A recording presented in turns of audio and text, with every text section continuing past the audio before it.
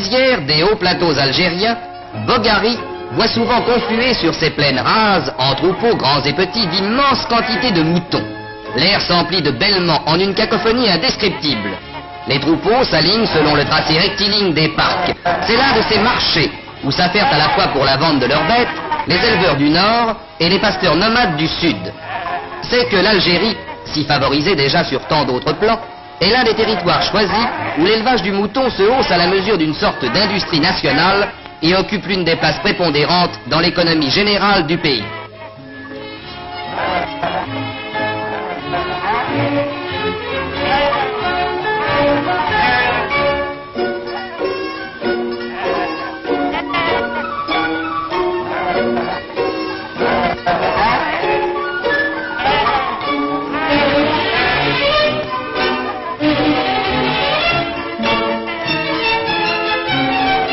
Ces troupeaux, dont le nombre est en perpétuel accroissement, l'Algérie a appris aujourd'hui à en rationaliser l'exploitation. En position d'assurer un large et continu marché de la viande, elle a commencé à créer de vastes abattoirs dans lesquels une organisation parfaitement moderne donne toutes les garanties de prophylaxie et d'hygiène à l'observateur le plus exigeant. L'aménagement de ces abattoirs s'est conjugué avec la création de gigantesques chambres froides où s'emmagasinent pour la consommation et pour l'exportation des milliers et des milliers de tonnes de viande qui s'achemineront selon les demandes vers l'intérieur du pays ou vers les ports et les aérodromes d'où elles partiront vers l'extérieur.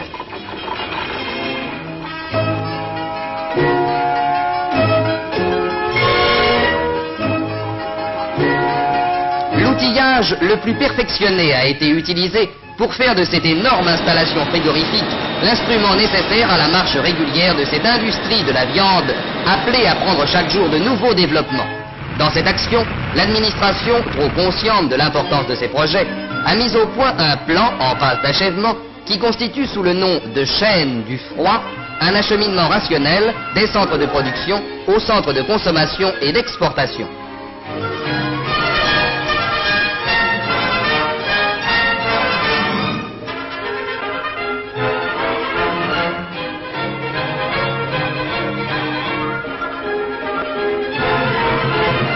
Mais si l'Algérie, grâce à l'ampleur de son projet, est en puissance de compter aujourd'hui l'industrie de la viande au premier rang de son actif économique, elle tire de l'élevage de ses moutons d'autres possibilités, aussi sûres dans le présent, aussi prometteuses dans l'avenir. La laine, cette matière première indispensable, est aussi et en même temps l'un des facteurs favorables de ces prospérités en marche. Aujourd'hui encore, sans doute, dans les provinces reculées, la tonte s'opère à l'aide des moyens primitifs, la serpette et les forces.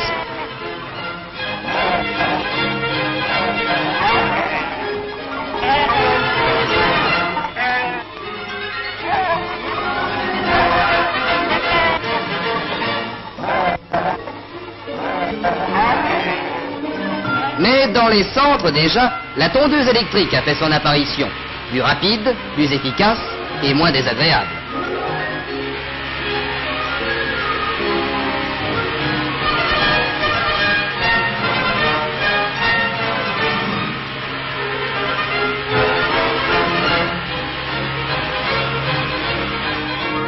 C'est ainsi que des centaines de milliers de quintaux de laine brute s'en vont chaque année emplir les ateliers de traitement que sagement l'Algérie a commencé de créer sur son propre territoire pour passer ensuite aux filatures et au tissage dont elle encourage la création.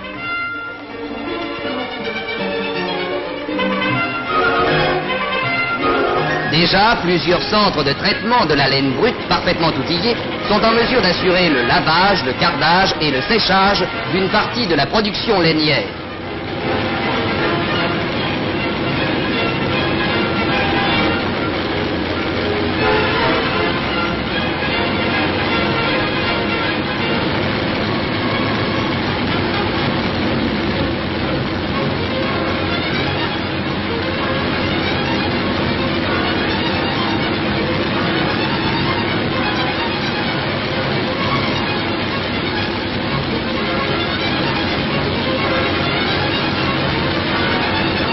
Déjà aussi, des filatures se sont établies pour commencer à traiter sur place cette matière première qui naguère prenait en grande partie brute le chemin de l'extérieur.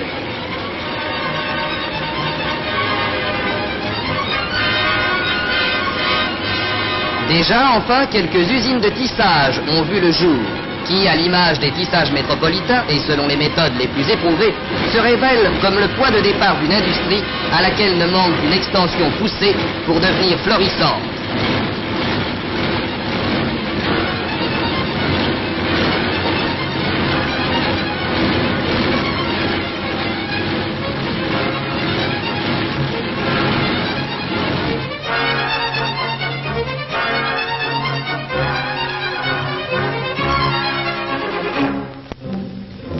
Résultats acquis, réalisations d'aujourd'hui, espoirs de demain, tout cela forme une somme à l'actif de l'Algérie. Et cette somme de résultats, de réalisations et d'espoirs prend naissance dans ces vastes espaces des hauts plateaux du Sud, où, parmi les rocailles désertiques, errent sans fin les troupeaux à la recherche d'une herbe rare.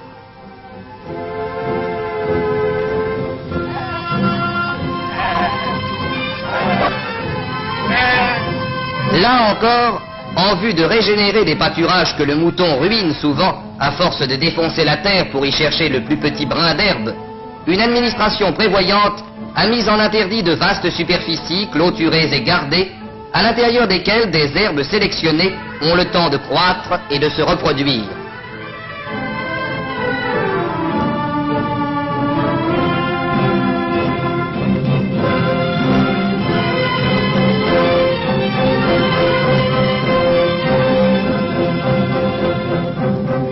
Ces steppes infinies, où se montre dans toute son âpreté une nature marâtre, au rythme lent de leurs chameaux, les tribus nomades poussent devant elles leurs troupeaux de pâture en pâture, de point d'eau en point d'eau.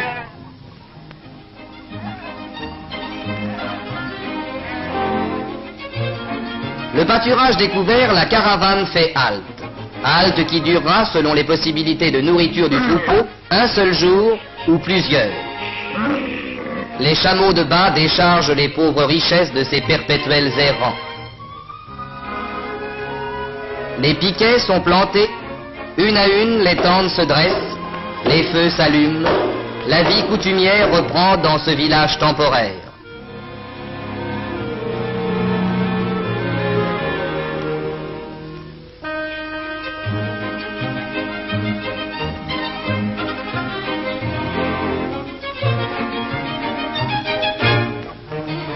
Travaux ménagers, humbles tâches qui sont partout l'essentiel de la vie des femmes, moudre le grain à l'aide du moulin primitif, pétrir le pain, préparer les frustes nourritures, tisser ces bandes de laine qui, cousues ensemble, feront plus tard le toit d'une tente.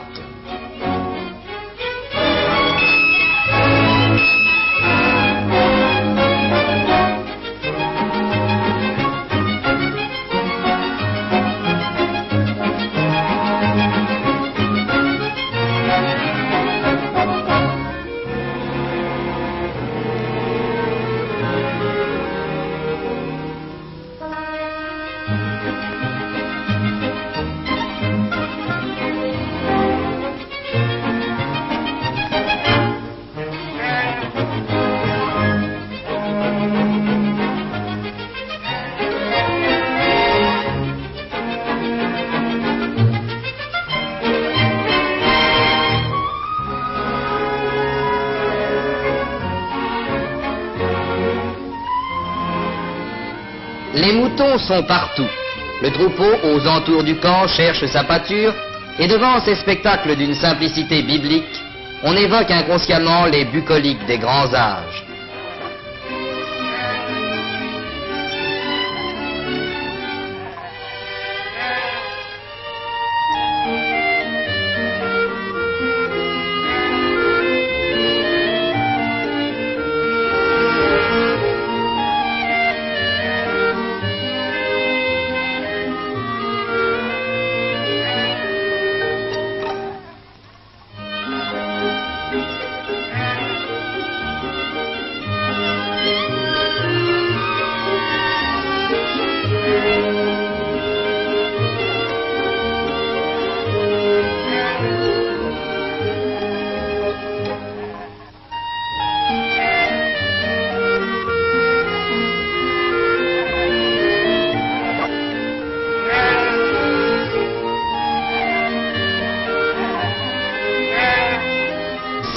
la vie des pasteurs des hauts plateaux s'est au cours du dernier demi-siècle considérablement améliorée. Les points d'eau chaque année sont plus nombreux. Ces points d'eau dont l'éloignement ou la sécheresse faisaient autrefois périr les troupeaux par milliers de têtes. Aujourd'hui, grâce à un programme d'équipement des terrains de parcours, des points d'abreuvement nouveaux ont été créés, réduisant les écarts d'antan et assurant d'une façon plus sûre la vie des pèlerins du désert.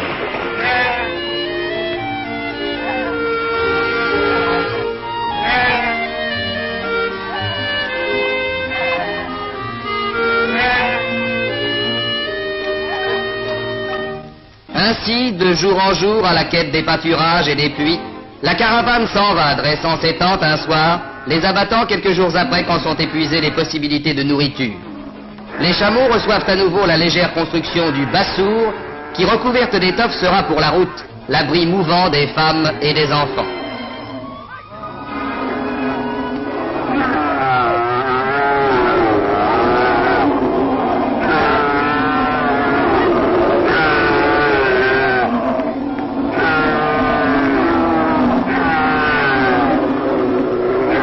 Au son d'un orchestre de fortune, la caravane se forme, les derniers murs du camp s'écroulent, les mulets et les chameaux reprennent leur charge, et pour une nouvelle étape, la caravane s'ébranle à travers la plaine de rocailles, vers cette pauvre terre promise qui donnera à ses troupeaux un peu d'herbe, à sa vie un décor passager, quelques jours de repos aux bêtes de somme, et de l'eau à tous, bêtes et hommes, grands et petits, l'eau qui donne naissance aux végétaux, l'eau sans laquelle meurent les troupeaux, l'eau qui est la seule vie du désert. Ainsi, sur ces plateaux pierreux, où d'un bout de l'année à l'autre passent ces lents cortèges portant avec eux leur fortune nomade, poussant leurs troupeaux, les pasteurs du Sud errent sans fin. Caravane en marche pour la vie, ressouvenance de tableaux semblables, identiques sous tous les ciels, identiques dans tous les temps.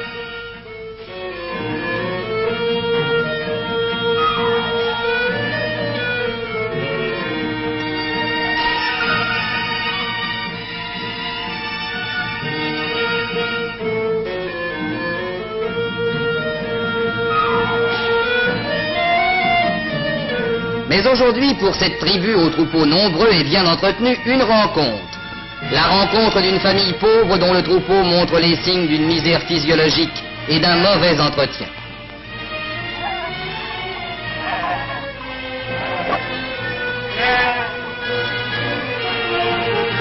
Et le dialogue s'engage. L'un se plaint, l'autre conseille. Pour rendre à ces pauvres bêtes leur vitalité, il ne manque pas à notre époque de moyens sûrs. Pour posséder un troupeau bien portant aux bêtes vigoureuses, dont la vue seule est le signe de la richesse de leur maître, il est un chemin qu'il suffit simplement de suivre. N'as-tu pas vu dans les villages où tu passais ces affiches posées par l'administration où tu trouveras les prescriptions qui feront de toi un bon éleveur, soucieux de la santé de ton troupeau et de l'enrichissement de ta famille?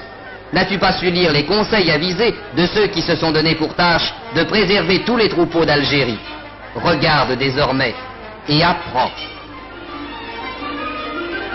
Apprends que tu peux conduire aux hommes de science le troupeau qui fera un jour ta richesse.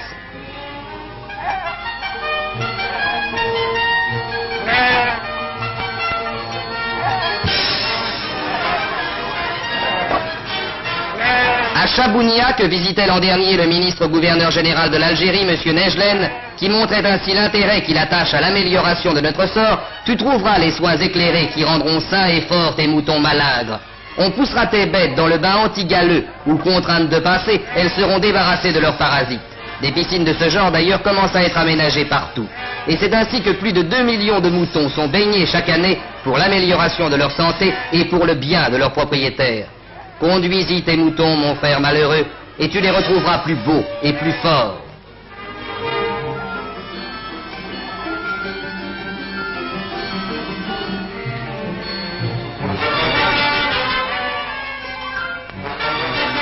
Et ce n'est pas tout.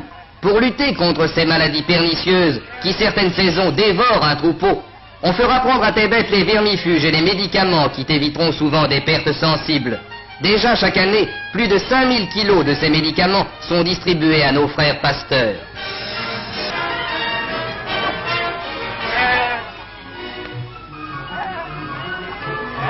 On vaccinera tes moutons pour les prémunir contre ces épidémies qui soudain réduisent à rien ton troupeau et te laissent ruiner. Tu connais cette maladie qu'on nomme la clavelée. C'est contre elle surtout que cette précaution est prise. Et devant la seringue du vétérinaire, aujourd'hui, le fléau de la clavelée recule. Et tous ces soins, tu les trouveras gratuits.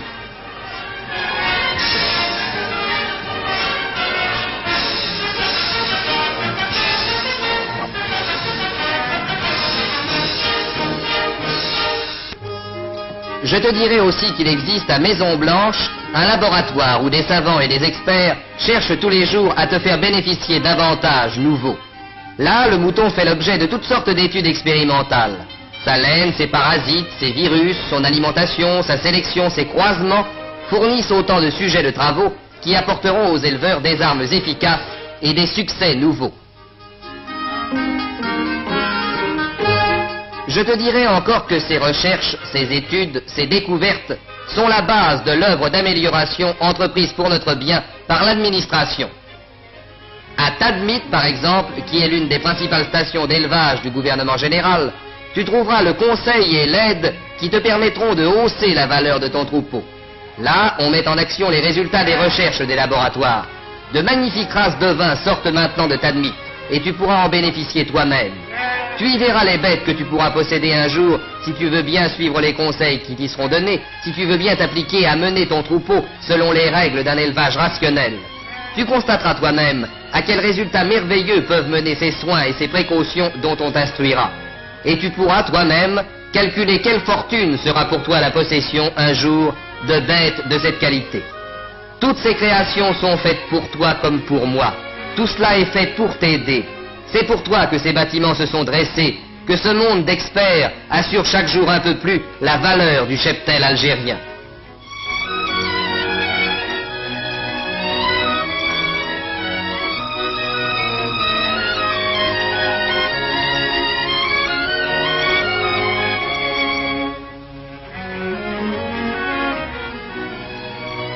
C'est pour t'aider, en surveillant tes progrès et tes succès, que chaque saison passe à travers les pâturages ces commissions pastorales qui portent en même temps les soins, les avis et les récompenses, car on te récompensera encore d'avoir amélioré ton propre troupeau.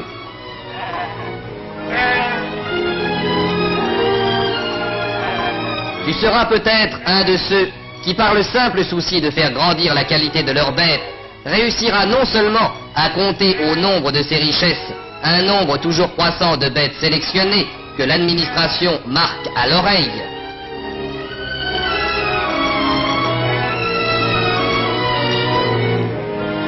mais encore à recevoir le brevet et la médaille qui te feront compter parmi les bons pasteurs.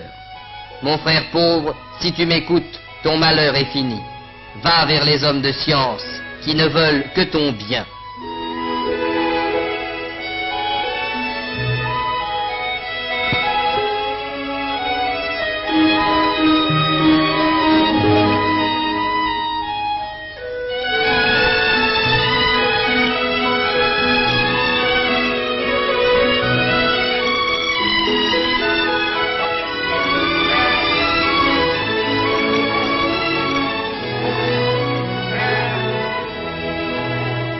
Ainsi s'établit le dialogue des deux pasteurs, et quand les deux cortèges se séparent, il semble qu'une victoire sur l'ignorance et la pauvreté vienne d'être gagnée. Car le misérable troupeau d'aujourd'hui, qui prend la route de Tadmit ou de Chabounia, sera un jour pareil à celui qui dévale vers l'oued tout proche. L'Algérie peut nourrir 6 millions de moutons. Ces 6 millions de moutons, un jour, demain peut-être, seront présents en troupeaux compacts et bien portants. Ce sera le miracle de l'effort. Ce sera le miracle de la science mise au service du bien public.